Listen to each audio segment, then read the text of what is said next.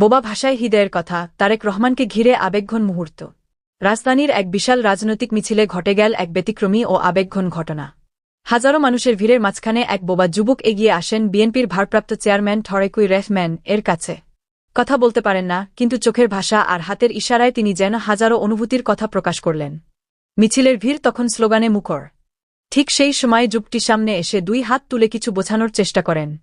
পাশে থাকা লোকজন জানান, তিনি দীর্ঘদিন ধরে দলের সমর্থক এবং শুধু একবার কাছ থেকে তারেক রহমানকে দেখতে এসেছেন। কিন্তু কাছে এসেই আবেগ ধরে রাখতে পারেননি। তার ইশারা দেখে উপস্থিত অনেকে বুঝতে পারেন, তিনি দেশের শান্তি, মানুষের অধিকার এবং সাধারণ মানুষের কষ্টের কথা তুলে ধরতে চাইছিলেন।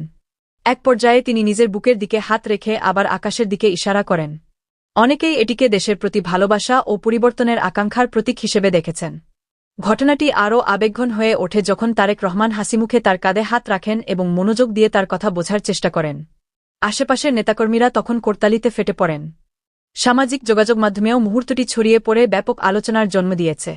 অনেকে বলছেন, ভাষা না থাকলেও মনের কথা প্রকাশ করা যায়, আবার কেউ কেউ মন্তব্য করেছেন, রাজনীতির মঞ্চে এমন মানবিক দৃশ্য মানুষকে নতুন করে আশা দেখায়। এই ঘটনাটি প্রমাণ করে, অনুভূতির ভাষা কখনো শব্দের উপর নির্ভর করে না। কখনো কখনো নীরবতাই সবচেয়ে শক্তিশালী বার্তা হয়ে ওঠে।